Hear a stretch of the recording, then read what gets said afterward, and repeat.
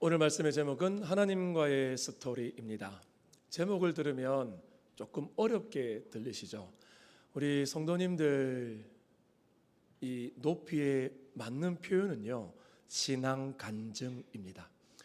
지금까지 신앙생활에 오시면서 하나님께서 기도에 응답하시고 우리 삶을 인도해 주신 그 모든 간증의 그 배경에는 하나님께서 나에게 말씀하시고 나와 함께 하신 그 모든 이야기가 담겨 있습니다. 오늘 말씀의 결론부터 말씀을 드리면 우리가 우리의 자녀들, 손주들에게 이 신앙 간증을 전해줄 수 있어야 되는데 그들이 경험하지 않은 우리가 경험한 것을 전해주는 것은 참으로 너무나 쉽지 않고 그들의 마음과 생각에 와닿기도 쉽지가 않습니다. 그래서 우리가 우리의 자녀들에게, 우리의 손주들에게 전해줘야 하는 것은 바로 우리의 자녀들이 그가 하나님과의 그런 스토리, 하나님과의 이야기, 그런 것들을 아이들이 자라면서 경험하고 자랄 때 이 세상의 그 어떤 스펙이나 이 세상 그 무엇과도 비교할 수 없는 세상을 살아갈 수 있는 힘과 능력이 그들에게 주어진다는 것입니다. 참으로 저도 부모로서 자녀를 어떻게 양육할까 참 많은 고민이 되는 것이 사실입니다. 영어도 좀 미리 시키고 싶고요. 근데 사교육비가 만만치 않더라고요. 수학도 시키고 싶습니다. 수영도 시키고 싶고 미술도 시키고 싶고 다 해보고 싶습니다. 근데 정말 쉽지 않은 것 같습니다. 그런데 저는 참 저희 자녀들에게 다른 것은 몰라도 하나님께서 어떤 분이신가만큼은 정말로 잘 가르쳐주고 또 저의 모습으로 보여주고 싶습니다. 근데 잘 안 되네요. 집에 가면 침대에 누워있게 되고 참 쉽지 않은데 그래도 끊임없이 자녀들에게 하나님이 어떤 분이신지, 성경이 무엇을 말하는지, 세상이 이렇게만 할지라도 우리는 무엇을 붙들어야 되는지 그것을 우리가 전해줄 때 우리의 자녀들의 손주들이 믿음 안에 자랄 수 있는 줄 믿습니다. 우리가 잘 알고 있는 마태복음 13장은 천국 비유의 장입니다. 오늘 우리가 읽은 이 본문의 말씀은 천국의 마지막 비유인 이렇게 밭에 감추인 보화 그리고 이렇게 진주 비유가 나오죠. 그런데 그물의 비유와 서기관의 교훈 그리고 고향에서 배척당하는 예수님의 모습이 연이어 나오면서 성도들이 지금 이 땅에서 누리는 하나님의 나라는 어떤 나라이며 그 나라에 속한 백성들이 어떤 자세를 가지고 이 땅에서 살아야 하는지를 교훈해 주고 있습니다. 오늘 본문 밭에 감추인 보화도 이러한 성격을 다시 한번 우리에게 확인시켜 줍니다. 천국은 분명히 보화입니다. 그런데 오늘 본문은 무엇이라 말합니까? 감추어져 있습니다. 보통 그렇지요. 귀한 것은 정말 귀하게 보관합니다. 정말 귀한 것인데 사람 눈에 다 보이는 곳에 두면 어떻게 될까요? 제가 예전에 한번 교회 사역할 때 학비 지원 교회에서 학비의 반액을 받아가지고 너무 큰 돈이었습니다. 그래서 사택에 짐을 옮기느라 교회 봉고차 빌려서 이렇게 저렇게 하다가 갑자기 누가 탁구 좀 치자 해가지고 차를 탁구 체육센터 잠깐 옆에다 두고 운동하고 왔습니다. 탁구 가방에 넣어가면 혹시나 사람들이 가져갈까봐 차에다가 그 옛날 봉고차 보면 옆에 자리 위에 딱 열면은 뭐 짐을 놓는 곳 있지 않습니까? 참 바보였죠. 잠겨 있으면 안전을 믿었는데 거의 넣어놓고 갔다 왔고 운동하다 보니까 깜빡 잊어버리고 그 다음날 새벽기도가 되었습니다. 새벽기도 때 정신을 차려보니까 맞다, 돈 봉투 교회서로 가봤습니다. 있었을까요? 없었을까요? 너무나 잘 아시네요. 없더라고요. 혹시나 집에 어머니께 드렸나 싶어 새벽에 전화해보니까 없다고 하고 참 힘들었습니다.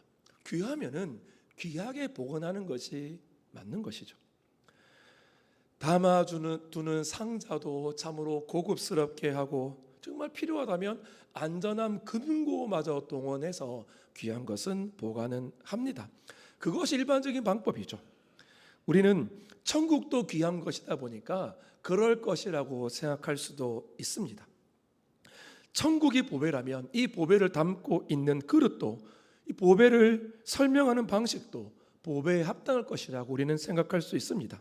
그런데 예수님께서는 지금 임해 있는 이 천국이 분명 귀한 보화지만 우리의 기대처럼 고급스러운 상자에 포장되거나 금고에 숨겨져 있다라고 말하지 않습니다. 밭에 있다고 하십니다. 그것도 감추어져 있다고 합니다. 그러나 보화입니다. 밭에 있지만 보화이고 감추어져 있지만 보배입니다. 사람들이 알아보지 못할 뿐이지 분명히 보화입니다. 그것이 예수님께서 십자가와 부활로 우리에게 주시고 있는 천국입니다. 만일 누군가 다른 사람이 보지 못한 이 보화를 발견했다면 어떻게 해야 하겠습니까? 이 한 사람이 어떻게 발견인지는 모르지만 밭에 감추어져 있던 보화를 발견했습니다. 이 사람 어떻게 했죠? 자신의 모든 소유를 다 팔아서 그 밭을 샀습니다.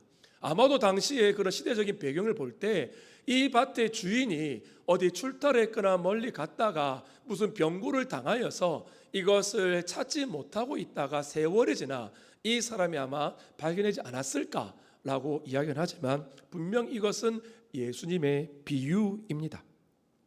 그 밭은 좋은 밭이 아닙니다.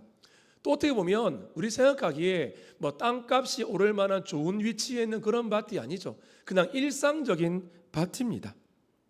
그렇기 때문에 주위 사람들은 무엇을 했을까요? 자기의 모든 걸 다 팔아서 그 밭을 샀을 때 아마도 이 사람에 대해서 이런저런 이야기를 하지 않았겠습니까? 어리석다라고 생각하지 않았겠습니까?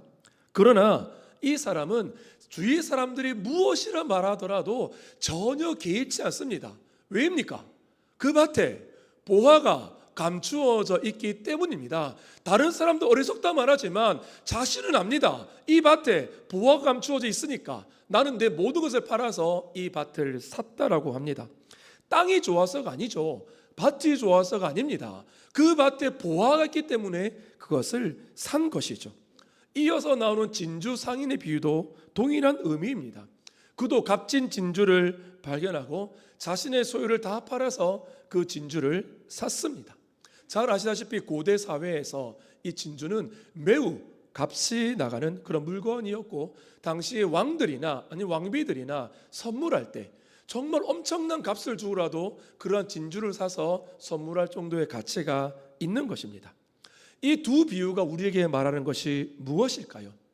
과연 우리가 우리의 모든 것을 다 팔아서라도 사야만 하는 보화가 무엇이냐는 것을 우리에게 말하고 있습니다.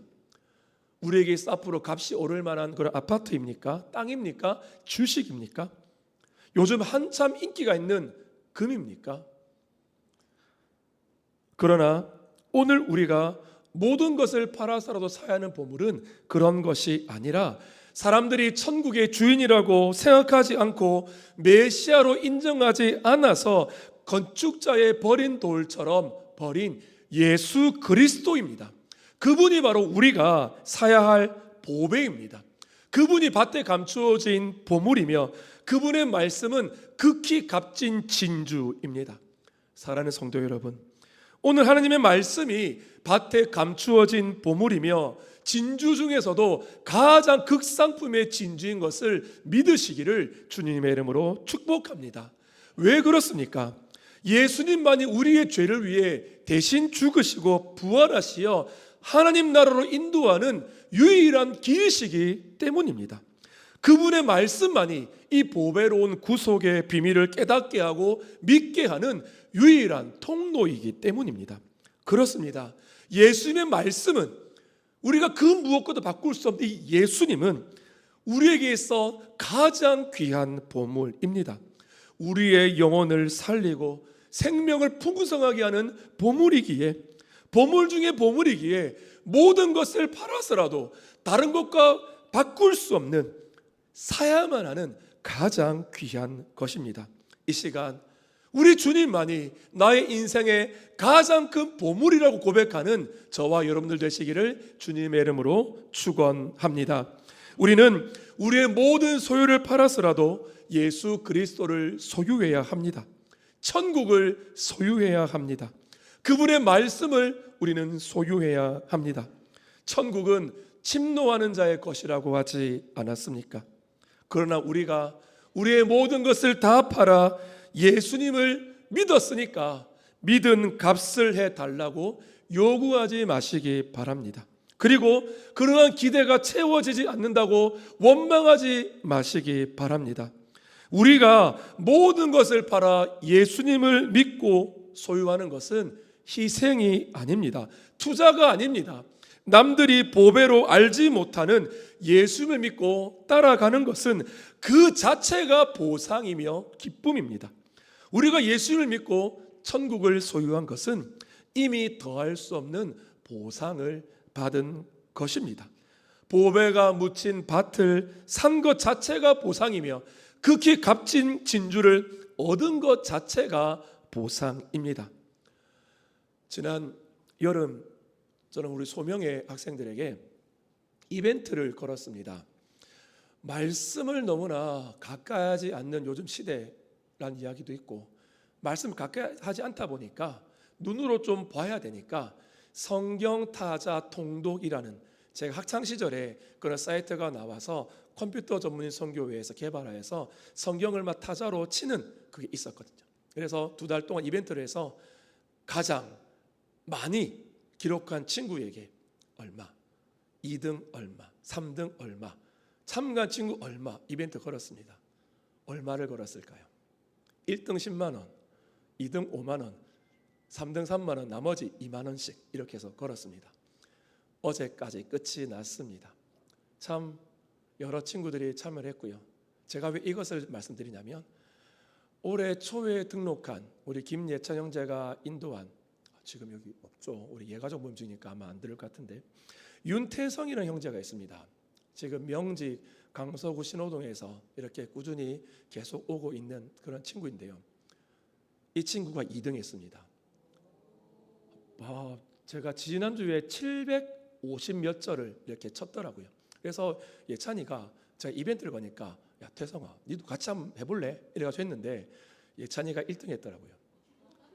제가 예찬이라면 태성이보다 조금 적게 칠 건데 조금 많이 쳤더라고요.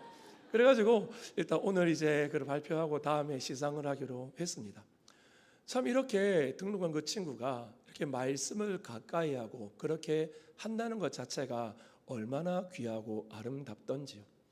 참으로 그가 일을 하고 피곤할 텐데, 요즘에 사실 스마트폰으로 볼 수도 있지 않습니까? 타자를 한다는 것 자체가 쉽지 않은 건데, 그 순종하고 참여하는 그런 우리 아이들이 얼마나 귀하고 복되던지요. 참 우리 교회에서 신앙훈련을 잘 받았구나라는 것을 아이들과 함께 할 때마다 항상 느끼게 됩니다. 참으로 하나님과의 그런 귀한 만남들, 경험들이 그들의 인생에 있어서는 귀하고 아름답게 될 것이죠. 오늘 이 본문, 이 말씀을 가지고 간략하게 우리가 어떻게 하나님과의 그런 스토리를 만들어 갈 것인가, 무엇이 그 어떤 것도 바꿀 수 없는 귀한 것인가를 함께 고민해 보고자 합니다. 첫째로 예배의 감격을 회복하시기를 축복합니다. 이것은 날마다 매 순간순간마다 우리가 잊지 말아야 하는 것입니다. 다윗은 법궤가 돌아올 때 얼마나 기뻐 춤을 추었습니까? 우리는 하나님을 예배하는 것, 우리는 너무나 당연시 여기십니까? 아니면 이 예배를 위해 얼마나 많은 준비를 하셨습니까?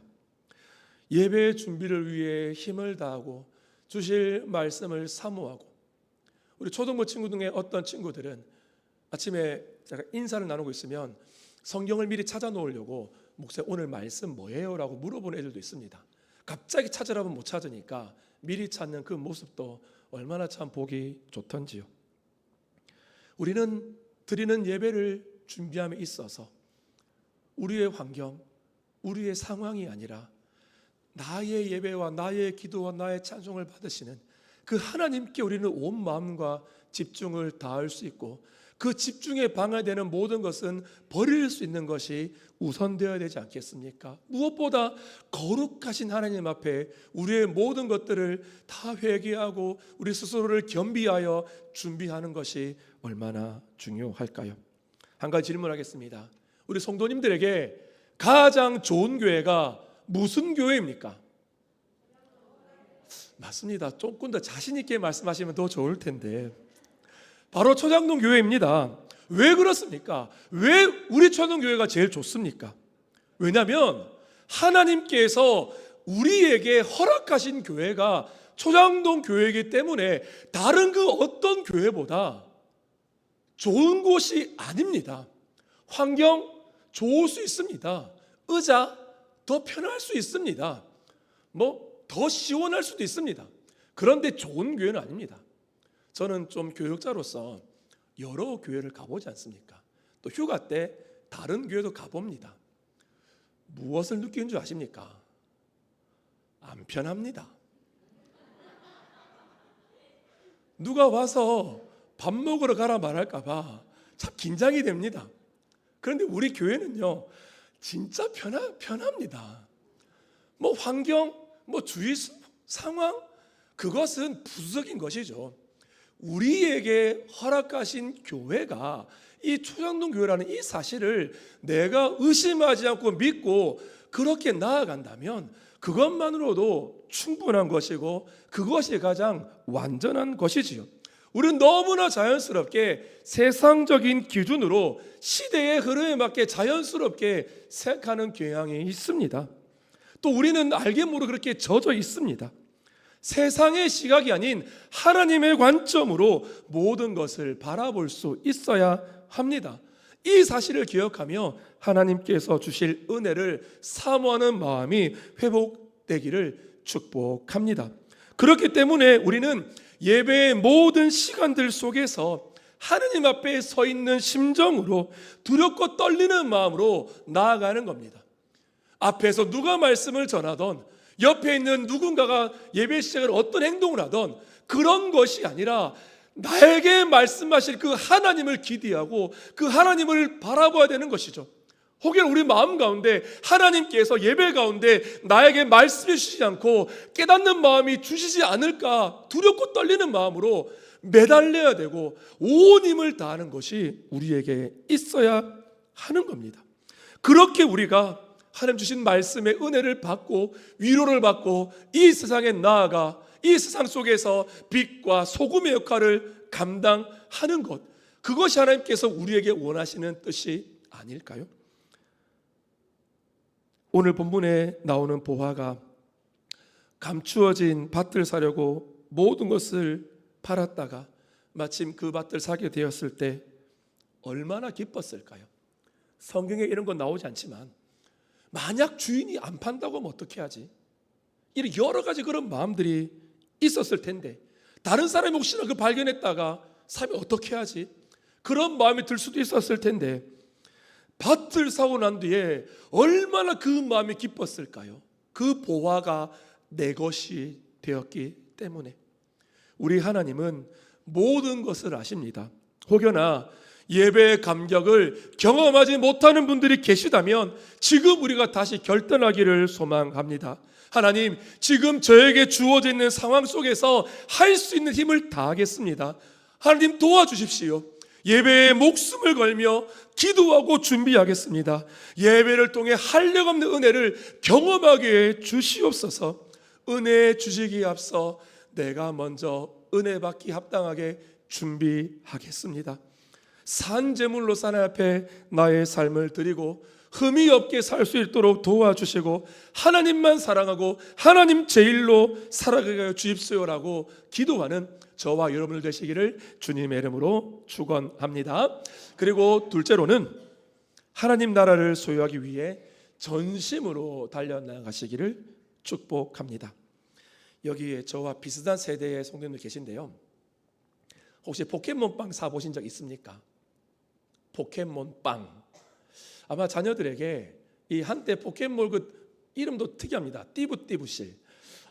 제가 띠부실을 했다가 아들한테 아빠 그게 아니고 띠부띠부실이 하니까 뭐 띠부띠부 뭐 이렇게 했는데, 한때 이 나라가 이 포켓몬빵 그 하나, 제가 목사수반 시절에는 누구나 버리는 그런 하나의 스티커였을 뿐인데 어느 순간 이 포켓몬빵을 사기 위해 줄을 서고, 저도 아들을 위해 경남 진례면에서 사역하고 있었는데 창원 시내에 있는 이마트까지 가가지고 줄을 서서 번호표 받아가지고 샀던 그런 기억이 납니다. 우리 초등부 아이들 6명도 그게 너무 좋다고 하길래 크리스마스 날 뭘 해줄까 하다가 시골 학교 그 반 아이들 다 선물해 주려고 한 40개를 한번 사보려고 참 이틀간 줄을 서서 사보았었습니다. 참 그게 뭐라고, 그 추운 날 가가지고 줄 서서 번호표 받고 땡 하면 뛰어가가지고 빵을 샀던 그 모습들, 참으로 오늘 본문을 보면서 값진 그런 보화를 사기 위해 진주를 얻기 위해 사는 그 마음이 어떠한 것인지를 한번 생각해 보았었는데요. 우리에게 은혜의 통로로 허락하신 우리 교회를 위해 지금 우리 성도님들은 어떤 사명을 감당하고 계신지요? 내가 해야 되는 기도의 사명들, 하나님께서 은혜로 허락하신 달란트들을 혹여나 땅에 묻어두고 사용하고 있지는 않으신지요? 잊지 않기를 간절히 바랍니다. 지금 내가 누리고 있는 모든 것들 모두 하나님께서 은혜로 허락해 주신 것입니다. 왜 이런 은혜들을 값없이 우리에게 허락하셨을까요? 하나님의 나라를 함께 이루어가는 교회에서 맡은 사명들 잘 감당하라고 우리에게 허락하여 주신 것입니다. 우리를 초당동교회로 부르신 것은 바로 이 달란트들을 귀하게 잘 사용하라고 우리에게 은혜를 주신 것입니다. 교회에 주신 사명을 잘 감당하기 위해서 교회에서 섬길 사람이 필요한 자를 위해 밭에 감추인 보화를 발견하는 심정으로 힘있게 달려나가는 그런 우리가 되어질 때 하나님께서는 우리에게 필요한 것들을 채워주시고 구하지 아니한 것까지도 우리에게 허락해 주실 줄 믿습니다. 그런데 우리는 거꾸로 되어버립니다. 하나님, 지금 저의 삶이 힘드니까 이런 것 좀 해결해 주십시오. 너무 괴롭습니다. 왜 이런 문제 해결되지 않습니까? 자꾸 이렇게 순서가 바뀌니까 먼저 그의 나라와 그의 의를 구해야 되는데 그것이 아니라 순서가 바뀌니까 기도는 응답되지 않는 것 같고 내 삶은 더 나아지지 않는 것 같고, 이 근본이 기초가 잘못되니까 이런 문제가 일어나는 것이지요. 이것이 바로 밭에 감추어진 보화를 발견한 사람들의 고백입니다. 그것이 무엇입니까? 이 세상 그 무엇과도 주님을 바꾸지 않겠다라고 고백하는 것, 이것이 우리에게 날마다 일어나지 않겠습니까? 참으로 예전에 제가 한번 다른 설교할 때 이 찬송의 고백을 나누었었는데요. 내가 처음 주를 만났을 때, 이 찬송의 고백, 내가 처음 주님 만났을 때 내 눈에 보이기에 초라해 보인 주님으로 인해 의심 많았던 도마처럼 물었다라고 고백하고, 내가 다시 주를 만났을 때 죄악으로 몹쓸 병든 몸이 되었지만 주님께서는 조용히 내 손잡아 이끄시고 병에서 회복되었고 다시 눈물 흘리며 참회를 하였고 나의 믿음이 뜨거웠었는데 죄악이 나를 삼키고 내 영혼이 갈 길을 잃었다라고 고백하죠. 마지막 3절에서는 내가 이제 주님을 만남으로 죽음의 길을 벗어나고 나의 어떤 상황 속에서도 변찮는 은혜와 사랑 베푸신 주님만이 나의 구세주라고 진정으로 고백하는 찬양입니다. 마지막으로 이 곡을 쓴 사람 고백합니다. 주 예수님 따라 항상 살고 십자가 지고 따라가겠습니다라고. 주님을 만난 이 기쁨이 세상을 따르는 것이 아닌 영광의 찬송 올리는 삶을 살겠다라고 하는 고백으로 이 찬송을 마치고 있지요.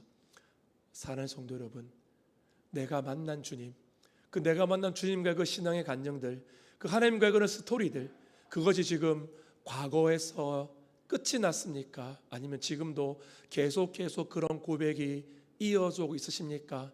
또 그뿐만 아니라 그 고백들을 다른 사람들에게, 예가족원들에게, 나의 자녀들에게 전해주고 있으십니까? 참으로 이 찬송의 고백이 우리의 고백이 되어서 참으로 하나님을 사랑하고 하나님 나라를 소유하기 위해 온 힘을 다했던 그것이 과거 내 신앙이 뜨거웠을 때 그 과거가 아니라 지금 우리에게 주어져 있는 모든 예배, 우리의 모든 삶에 일어나기를 주님의 이름으로 축복합니다.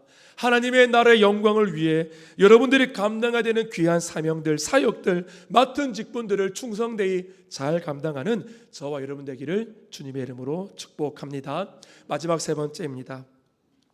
자녀들이, 손주들이 천국의 언약의 백성들로 살기를 주님의 이름으로 축복합니다. 오늘 읽지는 않았지만 51절 52절에 서기관들의 그런 교훈을 보시면 교회는 천국의 서기관된 제자들이 부지런히 자기 곳간에서 옛것과 새것들을 꺼내는 집주인처럼 깨달은 진리의 말씀들을 가르쳐서 좋은 고기들을 양육하는 곳이라고 하나님 나라에 대해서 말씀합니다. 교회는 그물로 고기들을 모으는 데 그치지 않고 그 안에 있는 모든 고기들에게 하나님의 말씀을 가르치는 천국의 서기관된 사명을 감당하기 위해 이 땅에 세워진 공동체입니다. 그러므로 교회를 통한 말씀의 양육을 잘 받는 자들이 마지막에 그릇에 담기는 좋은 고기들이라고 말씀하고 있죠. 그런데 이 말씀이 어떤 말씀입니까? 분명히 진리의 말씀이고 생명의 말씀이고 천국의 말씀인데 고향에서 배척당하는 예수님처럼 인간적인 기준과 가치로 볼 때는 환영받지 못하는 말씀이라고 오늘 읽진 않았지만 53절부터 58절까지에 그렇게 말씀하고 있습니다. 우리의 자녀들이 이 말씀을 배우고 깨달을 때 세상에서 가장 부유한 자들이 될 수 있다는 믿음을 가지고 우리 부모된 자들은, 우리 교사된 자들은 말씀으로 자녀들을 양육해야 합니다. 비록 이런 교육이 예수님께서 고향에서 배척당하신 것처럼 인간의 경험과 세상적인 기준과 가치관으로 볼 때 인정받지 못한다 할지라도 믿음을 지키고 말씀으로 살아야 합니다. 언제부턴가 우리 사회가 스펙 열풍이 불고 있습니다. 유행을 넘어서서 아예는 그런 시대처럼 되어 버렸죠. 젊은이들의 유행하는 스펙 6종 세트라는 말이 있습니다. 취업에 필수적인 학벌, 학점, 토익, 인턴십, 자격증, 봉사활동들을 일컫는 말인데 여학생들은 여기에 하나를 더 추가한다고 합니다. 스펙 7종 세트. 마지막 7번째가 무엇일까요? 두 글자. 살짝 들렸습니다. 네, 맞습니다. 성형입니다. 성형을 하지 않으면 아무 스펙도 의미가 없다라고 하면서 어떻게 해서라도 외모를 누군가에게 다 호감을 주고 이렇게 좋게 바꾸려는 이런 시대가 되어 버렸지요. 그리스도인의 자녀 교육이 이렇게 무작정 이 세상을 살아가는 데 필요한 스펙만 쌓게 하는 교육이 되어서는 안 됩니다. 우리 자녀들을 스펙만 쌓는 인생으로 몰아넣으면 그 자녀의 삶에는 감동이 없습니다. 감동 대신에 경쟁에서 이기기 위한 살벌함과 무정함, 그리고 스펙을 쌓고 그것을 바탕으로 해서 살아남는 데 필요한 처세술만 남는 인생이 될 것입니다. 사랑하는 성도 여러분, 천국 백성들은, 성도들은 스펙만 믿고 사는 사람들이 아닙니다. 이들에게는 하나님과의 교제가 있고 만남이 있고 거기에서 자신의 뜻을 내려놓고 하나님의 통치에 순종해 나아가는 인생의 스토리가 있습니다. 나의 삶을 하나님이 내 욕심과 계획대로 흘러가도록 내버려 두지 않으시고 하나님께서 이렇게 저렇게 간섭하시고 인도하시는가, 그 인도와 간섭에 내 삶을 맡겼을 때 어떠한 일이 일어났는가 하는 그런 스토리가, 그런 신앙 간증이 있을 때에 그 사람의 삶에는 감동이 있고 영향력이 있습니다. 저는 저와 여러분들이 우리 자녀들을 무작정 경쟁에서 이기는 스펙 쌓는 그런 정도가 아니라 다른 사람들에게 감동을 줄 수 있는, 다른 사람들에게 예수 그리스도를 전할 수 있는 그런 자녀들로 키울 수 있기를 간절히 원합니다. 그렇습니다. 천국 백성들에게 스펙보다 훨씬 중요한 것이 바로 하나님과의 스토리입니다. 이런 주장을 하는 책이 하나 있습니다. 유엔 산하기구 유엔 거버넌스 센터의 홍보 담당관인 김정태 씨가 지은 스토리가 스펙을 이긴다는 책입니다. 이 저자는 CCC 출신의 기독 청년인데 삶의 방향을 모른 채 무작정 스펙을 쌓기 위해 달려가는 청년들과 기성세들에게 이렇게 힘주어 말합니다. 스펙은 사람을 밀어내지만 스토리는 사람을 끌어당긴다. 스펙은 혼자 키우는 야망을 만들지만 스토리는 함께 꾸는 꿈을 만들어준다. 스펙은 경쟁자를 만들지만 스토리는 협력자를 만든다. 스펙은 휘발성이 있지만 스토리는 접착성이 있다. 스펙은 한 사람을 행복하게 하지만 스토리는 모든 사람을 행복하게 한다라고 말합니다. 그리고 이 책의 저자는 마지막 이렇게 말합니다. 성공을 단념하자 내가 성장하기 시작했다. 비교를 멈추자 구별되기 시작했다. 최고를 포기하자 유일의 길로 나아갔다.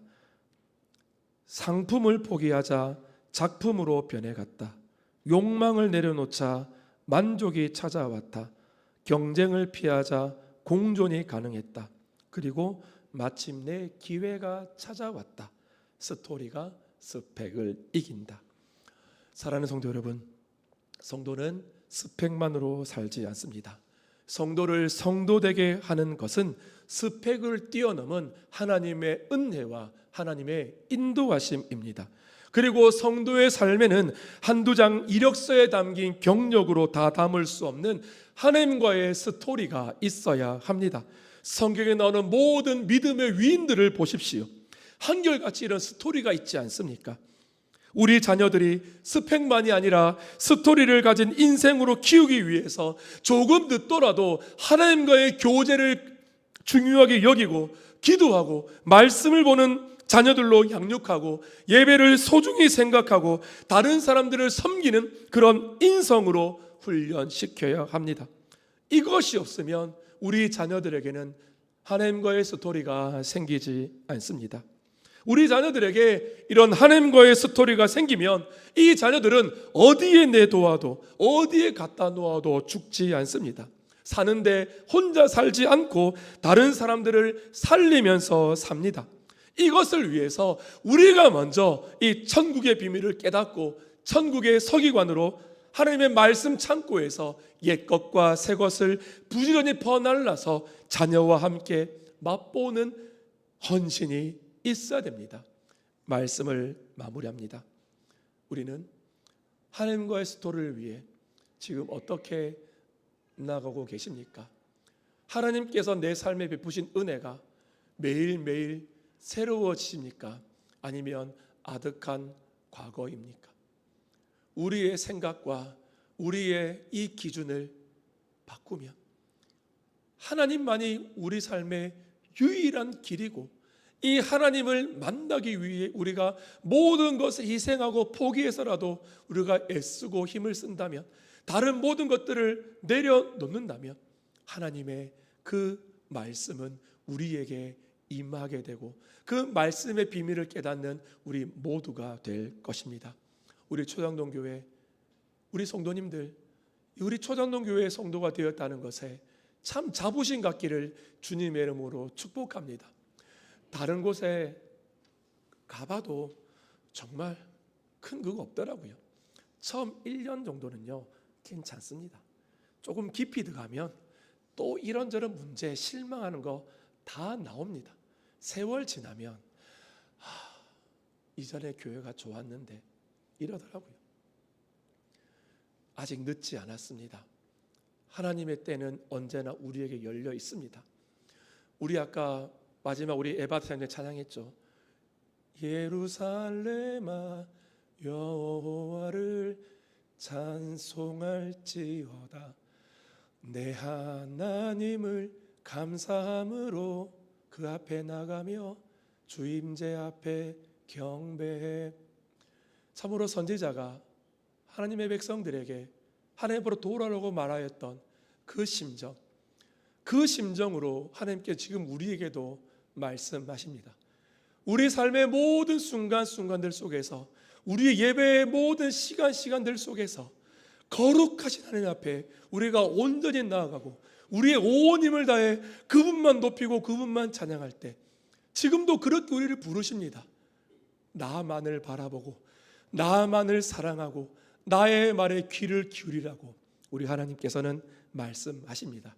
이 일을 위해 우리 모두가 기도하고 눈물을 흘리며 하나님 앞에 매달리고, 또한 자녀들을 위해 말씀으로 양육하고 기도하는 일에 헌신하는 저와 여러분들 되시기를 주님의 이름으로 축복합니다.